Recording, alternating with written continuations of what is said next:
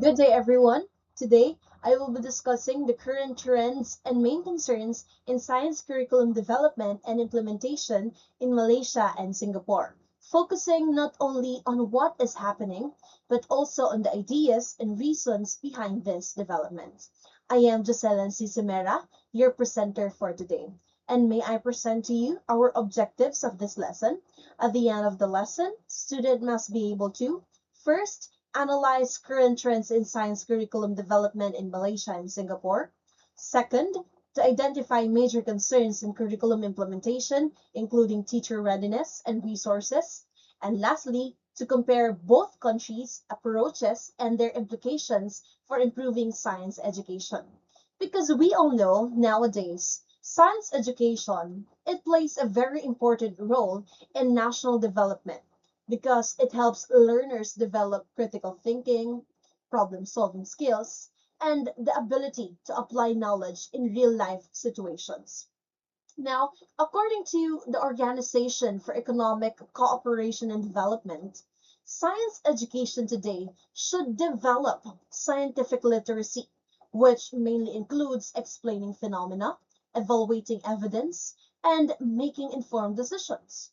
And because of this, countries like Singapore and Malaysia continue to improve their science curricula to meet challenges. Now, let us first have a look at the science education system of these two countries. Now, just like what we have said, we're talking about the overview of the science education system of these two countries. Let's start first in Malaysia. The science education is guided by the Curriculum Standard Sekolah Menengah, or KSSM, where this curriculum was introduced to modernize education and aligns it with the 21st century skills. The KSSM focuses on developing scientific literacy, which means that the students are expected not only to understand scientific concepts, but also to use them in real life situations.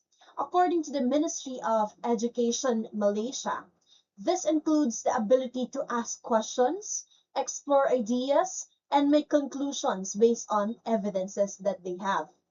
This reflects a shift from memorization to more meaningful and applied learning.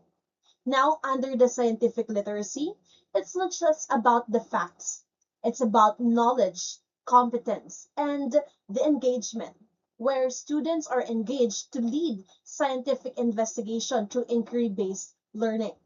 Now, here we have the STEM integration, where Malaysia places a very high emphasis on connecting STEM disciplines to build a creative society through innovative real-world applications. We also have here the values and ethics in science, where this is a unique to this framework because it has a strong focus on humanizing science. This includes teaching ethics, integrity, social responsibility, and sustainable development to foster global citizenship. And on the other hand, as we can see here, Singapore's science education system is widely known for its strong performance in global assessment, like the Program for International Student Assessment, where their students consistently rank among the top. One of the reason that the Singapore's curriculum is based on constructivist learning theory. Because according to Bruner, that students learn better when they actively engage or build their own understanding through exploration and experience. Because of this, Singapore's emphasizes inquiry-based learning and deep learning understanding, where students investigate, they ask questions, and fully understand concepts instead of just memorizing them. We have here under the inquiry-based learning, where in Singapore, science starts with a question. Students engage in critical thinking and hands-on experiments to investigate natural phenomena.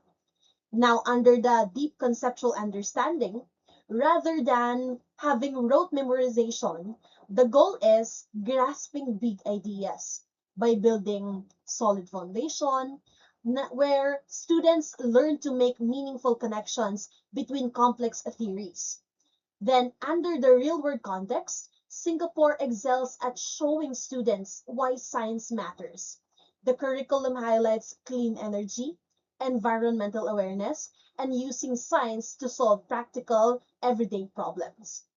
And as we look here on the overview of these two countries, Malaysia is improving its system through reforms like the KSSM, while Singapore shows a more established approach that strongly focuses on understanding and application. Now, we already have the overview of these two countries. Let's now move on the current trends and scientific curriculum on both countries. Now, let us look more closely at the current trends of these two countries, starting with the emphasis on STEM education. In the past, science and math were isolated subjects. STEM break those walls. The goal isn't just to produce more engineers. It's to teach students that a single problem, like designing a sustainable city, requires a blend of biological understanding, mathematical modeling, and even engineering physics.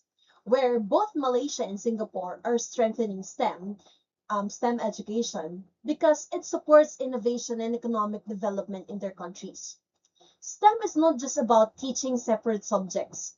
It involves integrating science, technology, engineering, and mathematics so that the students can solve real-world problems.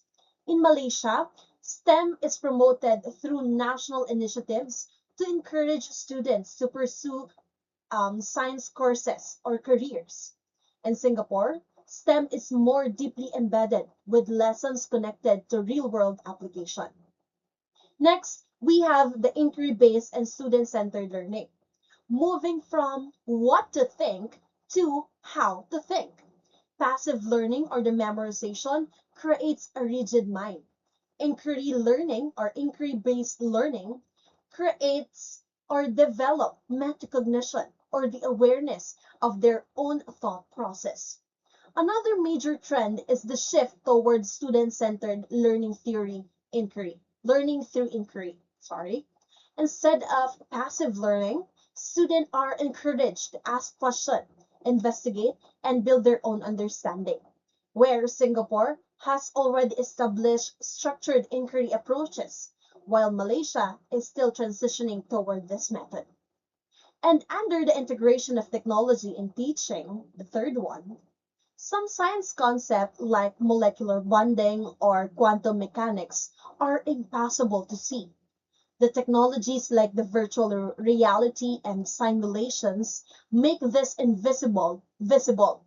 It allows for personalized spacing, where students can replay a simulation until they get it, which is something a textbook can't do. Technology, it plays an important role in helping students to understand complex concepts. Tools like simulations and virtual labs makes learning more interactive and easier to understand. Singapore is advanced in this area, while Malaysia continues to improve access and infrastructure. And both of these countries focuses on the 21st century skills, where it emphasizes critical thinking, problem solving, communication, and collaboration, which are very essential for students to succeed in today's world. Now, we already done discussing the current trends in science curriculum, but all of those trends have their own concerns and issues. So as we move forward, that is what we are about to discuss. Just like what we have said, that despite these positive trends, there are several challenges remain.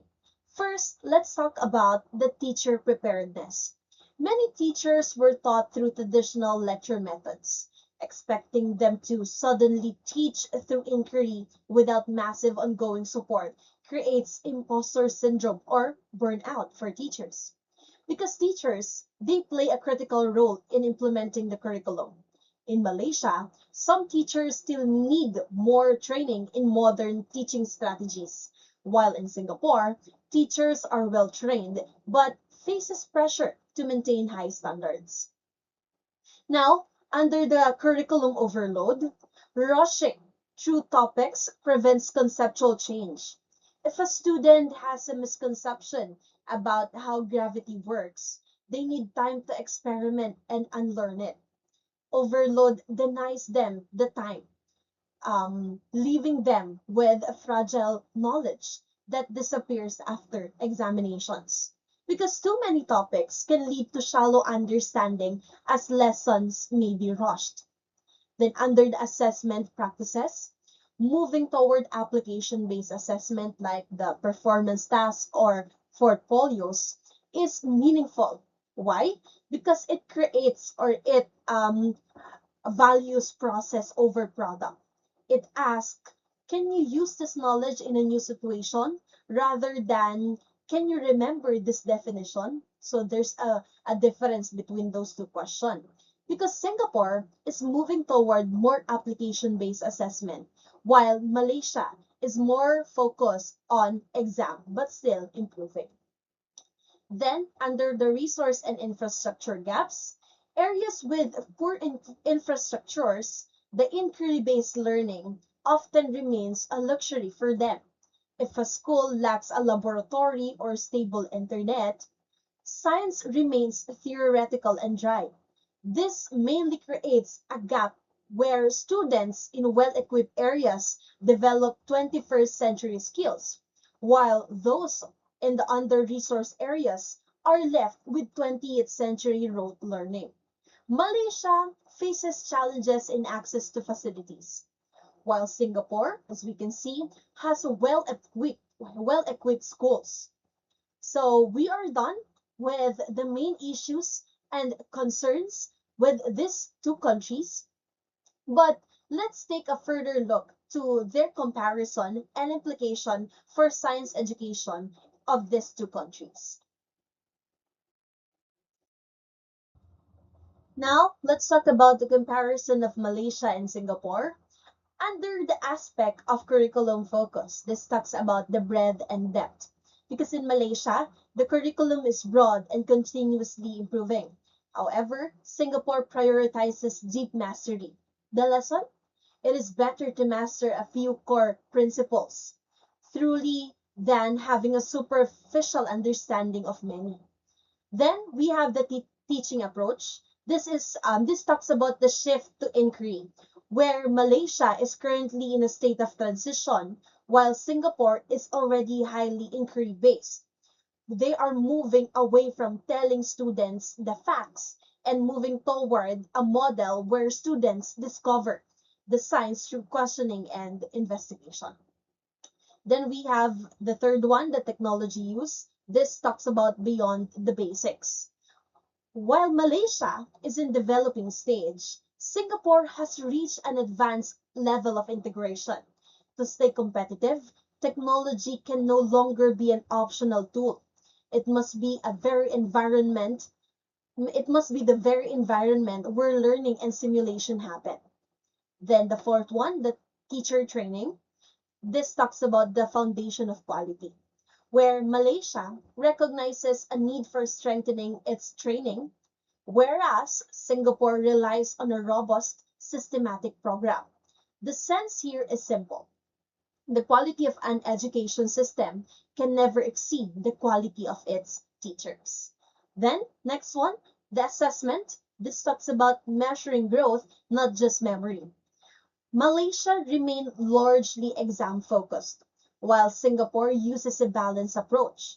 Because we must shift our focus from high stakes testing to holistic assessment that value the process of learning as much as the final score. Because this shows that effective education depends not only on the curriculum design, but also on how well it is implemented.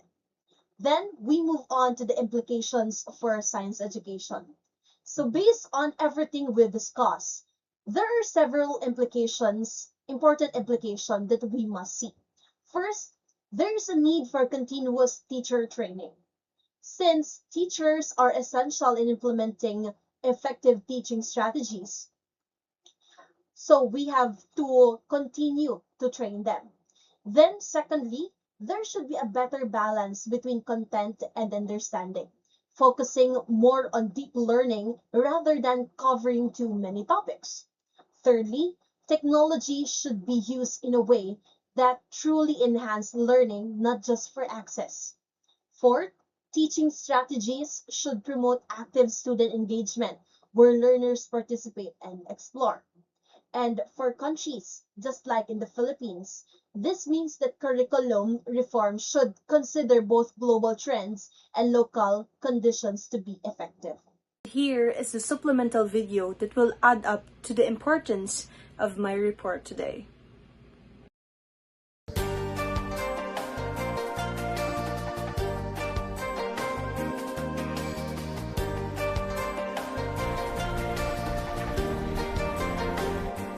Every weekday morning across the small island nation of Singapore, children arrive at state schools. While the children come from different economic and cultural backgrounds, they are all offered the same quality of instruction. With 20% of the national budget devoted to education, Singapore has developed a well-resourced, world-leading educational system. Randy, nice to see you. With the world becoming much smaller and more globally competitive, we are looking at what's going on in education throughout the globe and to see where things are being done well and what we can replicate in the United States. Looking at the PISA results, you see certain countries who outcompete America. Countries like Finland and Ontario, Canada, and countries like Singapore, where we are in right now. And what's remarkable about the places that outcompete America, they focus on collaborative environments where kids and teachers can thrive, and they focus on building the best professional class of teachers one can. Teachers are the heart of education, and the institute that trains the teachers, it is the heart of the whole education system. The National Institute of Education trains all teachers in the Singapore school system. Top-performing students are selected for specific subjects and teaching positions and are given a rigorous 21st century training to prepare them for a lifelong career. We are always open to look at new areas, new domains, with the total ultimate focus is how do we prepare a better teacher such that he or she can bring the best education to the students in the classroom.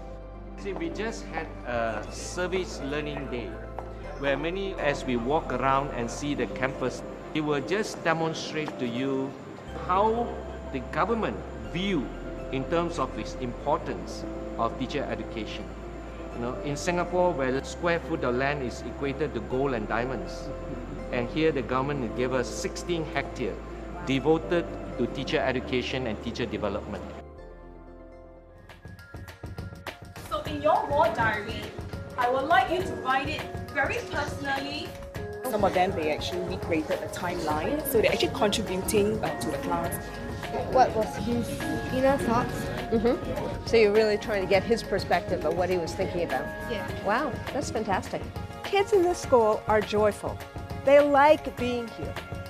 But equally important is what the teachers are doing. In every classroom we go into, teachers can explain what they're doing, why they're doing it, and the connection between what they're doing and the learning that kids are accomplishing. What if we have one bar that is longer? What does it mean? And in seeing the math classes, we're starting to see a really interesting pedagogical method. It's about visualization as opposed to memorization, and about kids actually engaging in creating blocks to see what's more and what's less. They've actually just figured out that the bars are relative to each other, so they are not absolute.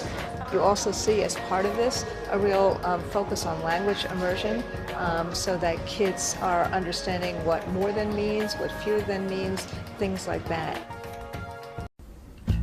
How would you improve the education system? We could eat lots of fish to be smarter. We could give brain transplants. We could download lessons from the internet. But what about other practical ideas, like attract the best teachers, celebrating diversity, improving our Bahasa Malaysia and English, fewer exams, more creative thinking, involving our parents and communities? Well, all of these ideas are already in the new education blueprint for Malaysia. Malaysia's education system has come a long way since independence. Primary school enrolment has gone from 40% in 1950 to near universal enrolment today, and the government has invested heavily in education since independence. But to stay competitive and become a high-income nation by 2020, we need to transform our education system to transform our nation. For the first time, Malaysians from all walks of life have come together to give ideas and feedback to create an education blueprint for Malaysia. The blueprint outlines 5 aspirations for the education system, including getting Malaysia into the top third of education systems in the world in 15 years. The blueprint also outlines a clear roadmap to get there, with 11 important shifts needed along the way. The blueprint has something for all stakeholders. Teaching will become a profession of choice. Teachers will get greater support, more development and reduced paperwork. School leaders will be more empowered with more resources to become better instructional leaders. Parents and the community will be more actively involved as learning partners to support our children.